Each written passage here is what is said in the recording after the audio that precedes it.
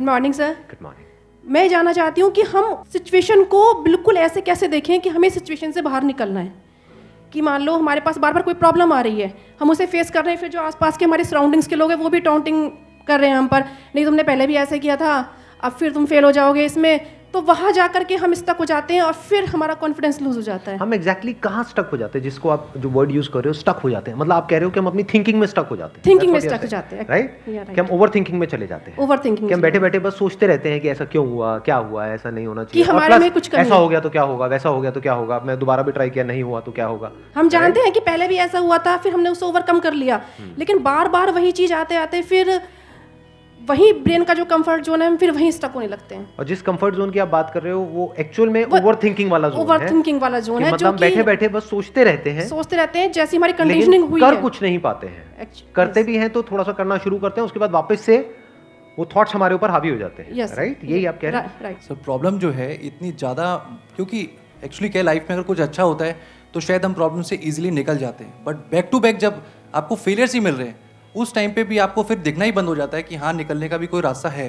Problem सबसे बड़ी पता है क्या है? कि सबको यही लगता है कि हमारी प्रॉब्लम सबसे बड़ी है।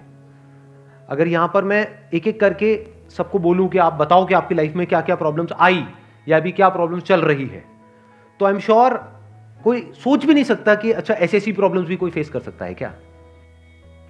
तो इन प्रॉब्लम्स के बावजूद भी कुछ लोग आगे बढ़ पाते हैं, कुछ नहीं बढ़ पाते हैं। That is the big question कि एग्जैक्टली हम स्टक कहां पर होते हैं। क्या हम एक्चुअल में लाइफ में प्रॉब्लम्स में फंसते हैं या उन प्रॉब्लम्स को लेकर के जो हमारी थिंकिंग है वहां फंसते हैं? सबसे पहले ये चीज हमको क्लियर होना चाहिए। तो जो हम कह रहे हैं फंस गए हैं, हम एक्चुअल में प्रॉब्लम्स में नहीं फंसे हैं, क्योंकि प्रॉब्लम्स तो सबकी लाइफ में है। हम एक्चुअल में थिंकिंग में फंस जाते हैं। राइट। ये पॉइंट सुनने में छोटा लग रहा होगा, but it is a very big point two understand in life, जो 99% लोगों को नहीं समझ में आता है। हम क्या समझते हैं कि हम प्रॉब्लम्स में फंस गए हैं, क्योंकि the moment you say that, तो जब तक प्रॉब्लम्स रहेगी तब तक आप फंसे रहोगे। और प्रॉब्लम्स कब तक रहेंगी? लाइफ टाइम, जब तक लाइफ रहेगी। Right. But the moment you से कि मैं प्रॉब्लम्स में नहीं फंसा हूं, प्रॉब्लम्स मतलब लाइफ में नहीं फंसा हूं, मैं लाइफ के बारे में जो मेरी थिंकिंग है उधर मैं फंस गया हूं जाकर के। अब मैं उस थिंकिंग को कैसे चेंज करूं? Right. If you say that, तो वो आपके हाथ में पूरा कंट्रोल है। But if you ask me this question कि मेरी लाइफ की जो प्रॉब्लम्स हैं वो कैसे सॉल्व हो, तो उसका कोई जवाब नहीं है, क्योंकि वो कभी नहीं होगा। आज आपकी एक प्रॉब्लम है, वो सॉल्व हो भी जाएगी, कल कोई और प्रॉब्लम आ जाएगी, परसों कोई और आ जाएगी, फिर कोई और आ जाएगी, फिर कोई और आ जाएगी। Right sir. तो कैसे हम अपनी थिंकिंग को चेंज करें? सिंपल। थिंकिंग चेंज हो गई तो सब चेंज हो जाएगा। सब चेंज हो जाएगा, क्योंकि प्रॉब्लम्स को देखने का नजरिया बदल गया तो प्रॉब्लम बदल गई। एक बंदा जिसकी थिंकिंग नहीं फंसी हुई है, उसको आप चारों तरफ से फंसा दो, वो निकल जाएगा। लेकिन जिसकी थिंकिंग फंसी हुई है, उसको आप जा करके दुनिया जहान के सारे रिसोर्सेज दे दो, पूरा का पूरा खजाना भी दे दो, तब भी वो नहीं निकल पाएगा, तब भी रोएगा बैठ करके कि क्या मेरे को चारों तरफ खजाने से कैद कर दिया। अरे भाई, खजाना है, कैद नहीं है।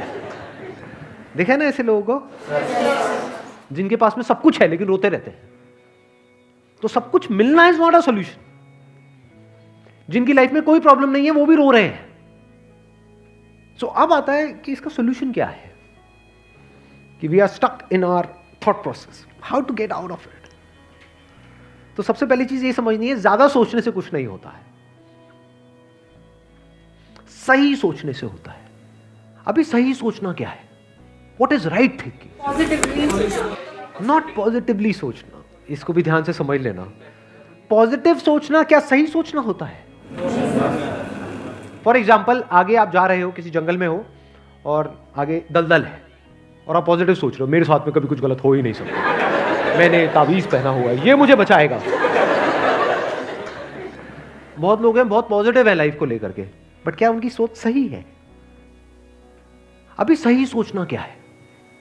सर मेरे हिसाब से मतलब इंटेलिजेंसी से सोचना, कि मतलब कुछ ऐसा सोचे कि आगे जाके हमें कोई हानि ना हो, कि एक इंटेलिजेंट माइंड से सोचे।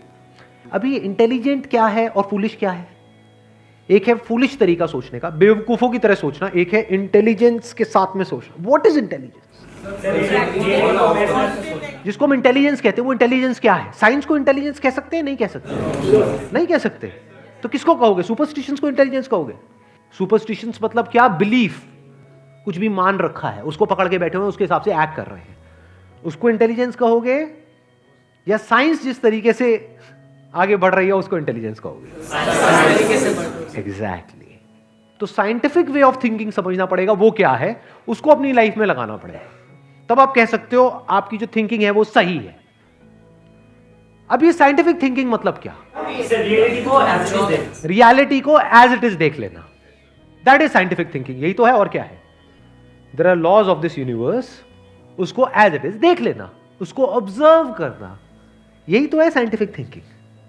उन लॉज को बदलना नहीं, क्योंकि साइंस बदल नहीं सकती उन लॉज को। लॉ ऑफ ग्रेविटी को साइंस बदल नहीं सकती है, उस लॉ को समझ करके उसके हिसाब से एक्ट कर सकती है। इसी साइंटिफिक थिंकिंग को अगर हमको अपनी लाइफ में लगाना हो तो इसका मतलब क्या? एक थिंकिंग हो सकती है लाइफ से रिलेटेड, जो भी आपके दिमाग में कचरा भरा पड़ा है बचपन से लेकर के आज तक, जैसा आपको समझाया गया है लाइफ के बारे में। किसने समझाया है? वो लोग जो खुद नहीं समझते, लाइफ के बारे में अपने अपने बिलीव्स बनाए हुए हैं, अपने अपने स्टैंड पॉइंट से लाइफ को देख रहे हैं। फॉर एग्जाम्पल, कोई हिंदू है तो एक तरीके से लाइफ को देख रहा है, कोई मुस्लिम है तो अलग तरीके से लाइफ को देख रहा है, क्रिश्चियन है तो अलग तरीके से देख रहा है। क्या सही है इन तीनों में से? कि तीनों को सही थिंकिंग कह सकते हैं? ना, क्योंकि आपस में लड़ झगड़ रहे हैं। साइंस में कोई लड़ाई झगड़ा होता है? अगर मैं किसी साइंटिफिक फैक्ट के बारे में बात करूंगा, क्या कोई हिंदू, मुस्लिम, क्रिश्चियन आकर के आपस में लड़ सकते हैं? नहीं। तो ये सही थिंकिंग है। एक है जो हमें सही लगता है, एक है जो सही होता है। दोनों में जमीन आसमान का फर्क है। एक है जो आपको सही लगता है, एक है जो सही है।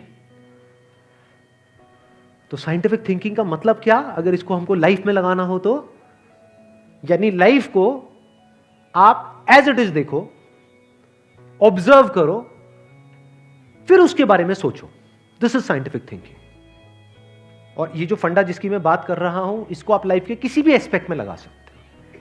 इसको बिजनेस में लगा सकते हो, इसको जॉब में लगा सकते हो, इसको रिलेशनशिप में लगा सकते हो, इसको हेल्थ में लगा सकते हो।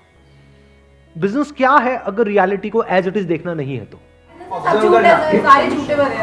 अब ये जो आपने कहा कि बिजनेस में सब झूठे भरे पड़े हैं, क्या ये सच है या आपका अपना एक स्टैंड पॉइंट है?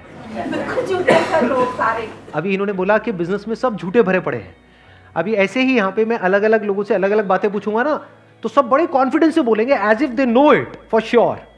जैसे मैं पूछूंगा, हाँ भाई यहाँ पे किसी मेल का किसी का ब्रेकअप हुआ होगा, तो सारी लड़कियां ऐसी होती हैं, सब धोखेबाज हैं।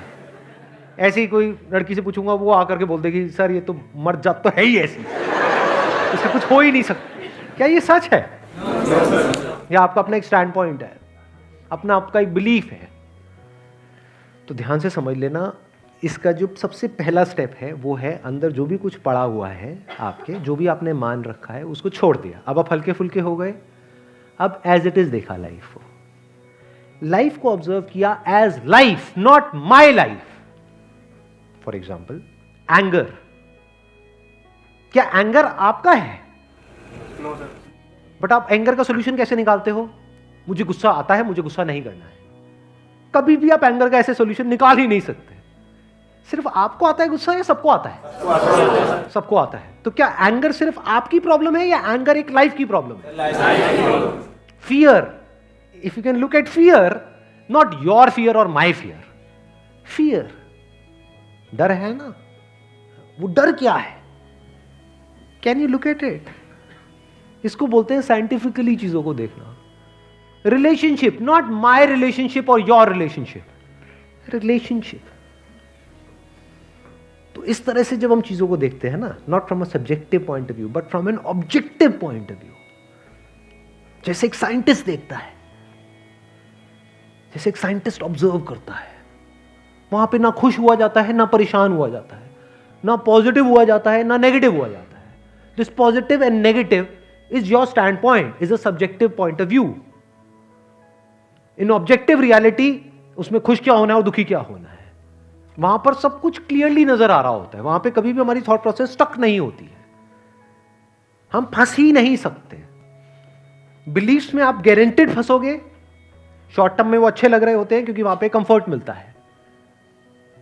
जो भी हमने मान रखा है, अगर उसको पकड़ करके हम बैठे रहें और उसमें गोल गोल घूमते रहें तो बड़ा कंफर्ट मिलता है, लेकिन आगे जाकर के वो हमको फंसा देता है, एंटैंगल्ड कर देता है। बट जो रियलिटी है वो धीरे धीरे आपको आजाद करती रहती है, जितना आप रियलिटी को समझ जाते हो उस लेवल तक। यानी कि अगर इसको मैं पूरा समअप करूं, जो भी मैंने अब तक कहा है उसको, ये सेशन शुरू कहाँ से हुआ था? फेलियर से हुआ था कि एक के बाद एक हमने लाइफ में बहुत सारे फेलियर्स फेस करे हैं। तो अब अपने फेलियर्स को ऑब्जर्व मत करो, अपने को बीच में से हटा दो, ऑब्जर्व करो ये जो फेलियर्स हैं ये क्या है। तो you will start seeing the nature of those failures, you will start seeing the causes of those failures. For example मेरी लाइफ है, अगर मेरे को उसको ऑब्जर्व करना है, दो तरीके हो सकते हैं। एक ये, अब मैं अपनी लाइफ में थोड़ा सजा रहा हूं जिससे कि आप उसको रिलेट कर सको। मैंने पास में कुछ गलतियां करी, बहुत बड़ी बड़ी गलतियां करी, मेजर लॉसेस हुए, तो एक एंगल तो ये हो सकता है मैं ऐसा कैसे कर सकता हूं। दूसरा ये है कि मैं ऑब्जर्व करूं कि एग्जैक्टली वो गलती क्या थी और उसका कॉज क्या था। तो वो दिख जाता है, अच्छा उस टाइम पे वो ग्रीड बहुत ज्यादा हावी हुई पड़ी थी। अच्छा ग्रीड क्यों हावी हुई पड़ी थी, इतना लालच क्यों आया हुआ था कि हाँ ये करना है, ये करना है, ये करना है, ये क्यों आया हुआ था? और ये बचपन से ऐसी कंडीशनिंग हुई पड़ी थी, बचपन से घर में यही सारी बातें सुनी थी, तो इसलिए I was acting out of that information जो मेरे अंदर फीडेड थी, and that was not correct information. वो सारी इंफॉर्मेशन गलत थी, जिसकी वजह से मैंने जल्दी से एक्ट किया, बिना सोचे समझे, बिना सही थिंकिंग के एक्ट कर दिया, उस वजह से जाकर के फंस गया। तो मुझे उस बंदे ने नहीं फंसाया, मैं खुद फंसा अपने लालच की वजह से। तो अब ये क्लियर हो रहा है हम कैसे देखते हैं। तो वंस वी सी दैट, तो अब मैं उससे पूरी तरह से फ्री हो गया, because I understood something which is very basic in life, जिसकी वजह से पूरी की पूरी लाइफ एक अलग ट्रैक पे निकल गई। क्या समझ आया? कि कभी भी ग्रीड से एक्ट नहीं करना है। अब इसको हम समझते हैं, कैसे समझते हैं? मॉरल साइंस की बुक से। वो सब बकवास है, ये लालच नहीं होना चाहिए, सबके अंदर लालच भरा पड़ा है, बट लालच हमको कैसे फंसाता है, इसको ऑब्जर्व किया अपनी गलतियों के बेस पर, और फिर समझ आया अच्छा ये होता है। लालच से ग्रोथ नहीं होती है। लालच से आप पैसा कमा सकते हो, बट उसको आप ग्रोथ नहीं कह सकते, क्योंकि आप डिग्रेड हो रहे हो, तो आप एक्चुअल में ग्रो नहीं कर रहे हो। एक्चुअल ग्रोथ में उसको कह सकता हूं जो होलिस्टिक ग्रोथ हो, उसको ग्रोथ बोल सकते हैं।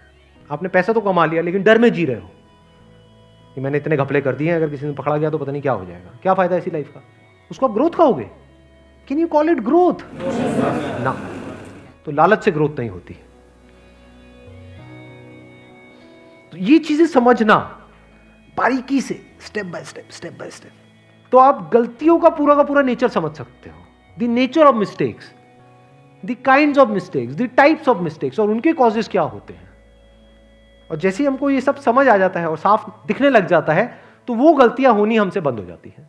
और जितनी भी गलतियां हो सकती हैं, उन सबके अगर नेचर समझ आ जाते हैं, तो गलतियां होने की पॉसिबिलिटी फ्यूचर में ऑलमोस्ट खत्म हो जाती है। प्लस जब समझ आ गई है उसकी रियलिटी, तो वहां पे ओवर थिंकिंग के लिए जगह नहीं होती है, अपन थिंकिंग में स्टक नहीं होते हैं।